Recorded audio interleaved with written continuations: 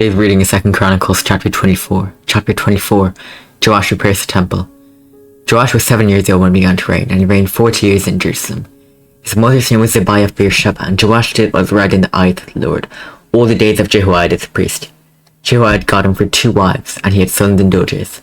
After this, Joash decided to restore the house of the Lord, and he gathered the priests and the Levites and said to them, "Go out to the cities of Judah and gather from all Israel money to repair the house of your God from year to year, and see that you act quickly." But the Levites did not act quickly. So the king summoned Jehoiada the chief and said to him, "Why have you not required the Levites to bring in from Judah and Jerusalem the tax levied by Moses, the servant of the Lord, and the congregation of Israel for the tent of testimony?" The son of Adaliah, that wicked woman, had broken into the house of God, and had also used all the dedicated things of the house of the Lord for the Baals. So the king commanded, and they made a chest and set it outside the gate of the house of the Lord. And proclamation was made throughout Judah and Jerusalem to bring in for the Lord the tax that Moses, the servant of God, laid on Israel in the wilderness. And all the princes and all the people rejoiced and brought their tax and dropped it into the chest until they had finished. And whenever the chest was brought to the king's officers by the Levites, when they saw that there was much money in it, the king's secretary and the officer of the chief priest would come and empty the chest and take it out and return it to its place.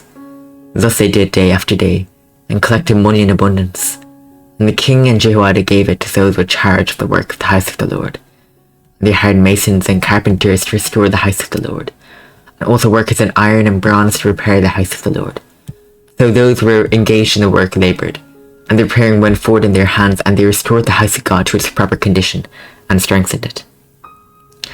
And when they had finished, they brought the rest of the money before the king and Jehoiada, and with it were made utensils to the house of the Lord, both for the service and for the burnt offerings, and dishes for incense, and vessels of gold and silver. They offered burnt offerings in the house of the Lord regularly, all the days of Jehoiada.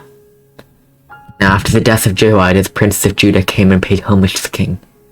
Then the king listened to them, and they abandoned the house of the Lord, the God of their fathers, and served the Asherim and the idols, and wrath came upon Judah and Jerusalem for this guilt of theirs.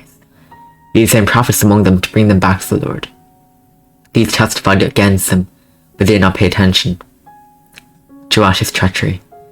Then the Spirit of God clothed Zechariah the son of Jehoiada the priest, and stood above the people and said to them, "Thus says God, why do you break the commandments of the Lord so that you cannot prosper?